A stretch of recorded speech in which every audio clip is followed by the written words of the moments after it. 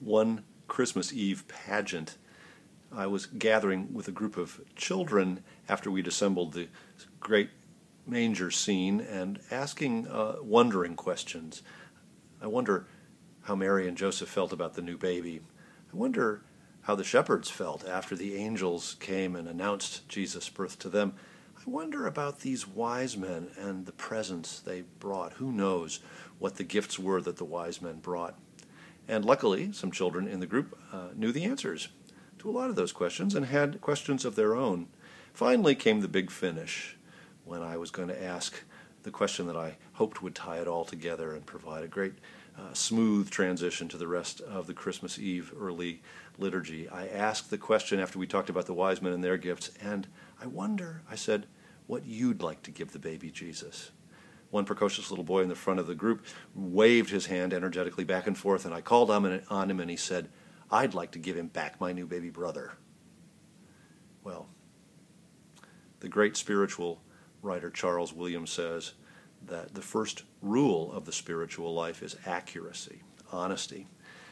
And if we're honest, most of us, at least sometimes, would have to admit that we might very well like to give the gift of our faith, the gift of our commitment to Christ, right back to the God who gave it.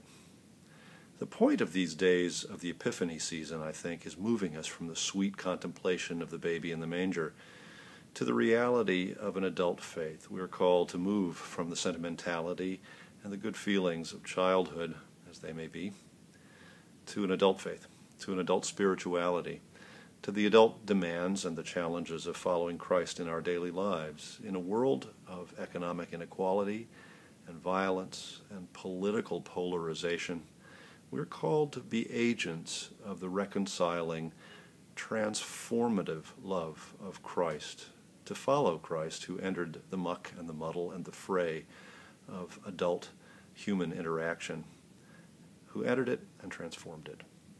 Ultimately, these Epiphany days lead us to Lent, to the ashes, and finally to the cross and beyond.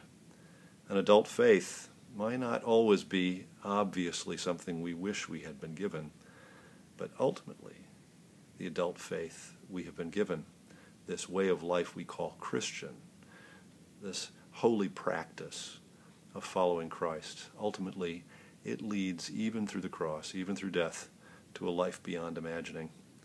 And that can be a reality right now in our lives, in all the little deaths and resurrections of adult living.